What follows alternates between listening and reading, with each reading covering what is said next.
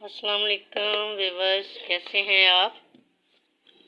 उम्मीद है कि आप सब खैर खैरियत से होंगे। अल्लाह पाक आप सबको खैर खैरियत से ही रखे, अपने हिफ्ज़ व अमान में रखे। आमीन सुम्मा आमीन।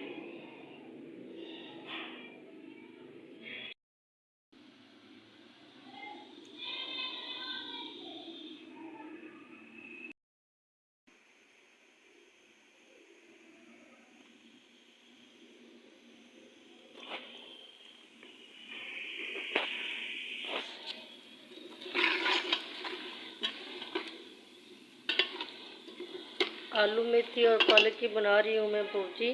प्याज हो गया है ब्राउन, इसमें डाल लिया मैंने अदरक, लहसुन, टमाटर और हरी मिर्चें।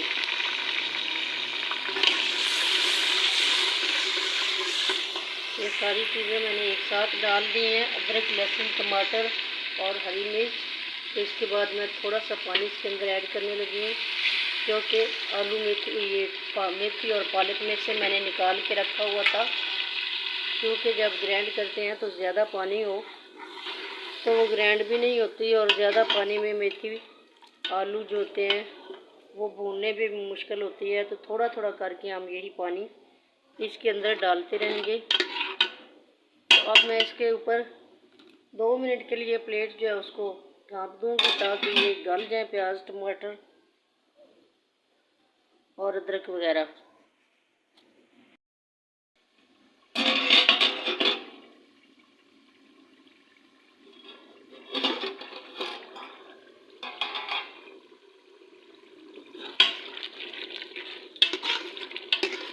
प्याज, टमाटर, अदरक गल के हो गए हैं एक जान।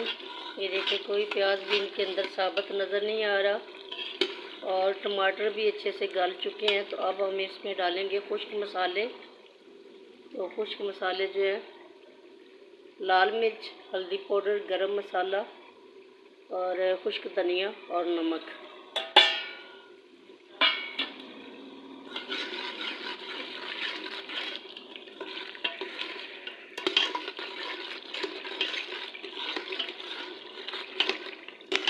इनको हम अच्छे तरीके से भून लेंगे।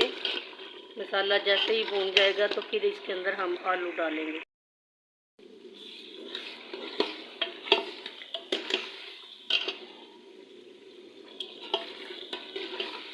मसाला हमारा भून गया, अब हम डालेंगे इसके अंदर आलू।